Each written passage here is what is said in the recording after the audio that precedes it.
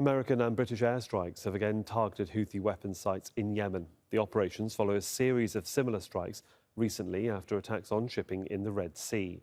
Now, the US-led coalition says 36 sites were attacked, including anti-ship cruise missiles. Pro-Houthi media say the capital, Sana'a, and the port city of Hodeidah were hit. Earlier on Friday, the US launched dozens of airstrikes in Iraq and Syria, targeting groups linked to Iran. Civilians were amongst at least 16 people killed in Iraq. Leaders in Baghdad formally protested to the White House. Damascus and Tehran have condemned the strikes. We condemn any move against the resistance. We reject and condemn these attacks that will ignite the resistance. They must act wisely, which is very unlikely. We can't see that with the Americans. But if they do choose to act wisely, they should stop supporting the Zionist regime. Well, US forces, including B-1 long-range bombers, hit 85 targets in Iraq and Syria. The Pentagon say they were used by Iran's Revolutionary Guard and its proxies. And it was in retaliation for the killing of 3 American soldiers in a drone attack on an army base in Jordan last weekend. Well, Russia has requested an urgent UN Security Council meeting to discuss the American strikes. Mohammed Al-Attab has more on those strikes from Yemen's capital, Sana'a. The US-British warplanes have carried out a series of airstrikes and bombardment in different Yemeni cities under the control of the Houthis. The new air raids were on the mountain of Atan and also on Nahdain, which are places the Houthis say that they have already been targeted in early war. So we are talking about an increasing airstrikes by the US and Britain in order to limit what they say the Houthis' ability and capability to head US and British Marine in their efforts on operations to stop the Israeli maritime along the Red Sea and Arab Sea.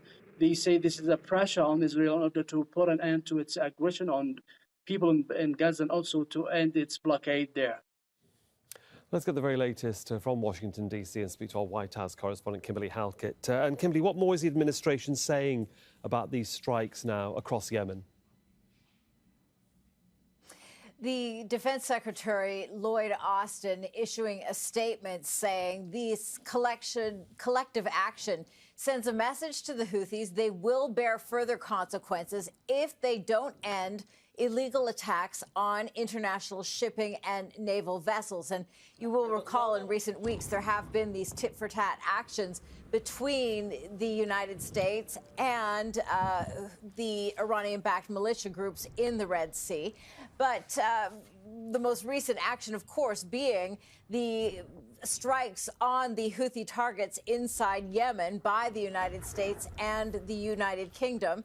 As you point out, this was, according to the Central Command of the United States, or CENTCOM as we often refer to it, 36 Houthi targets in 13 locations. And what we're being told is that these locations were specifically targeted because they had links to past targets that were launching towards United States interests. In other words, weapons storage, missile systems and launchers, air defense systems, as well as radar. So the idea here was to disable their ability to do so in the future. The United States saying they're not seeking confrontation, they're just hoping to try and prevent future attacks. And if we pivot slightly really to those attacks by the US over Iraq and Syria within the last 24 hours, you know, there's not just diplomatic fallout, there's political fallout there as well.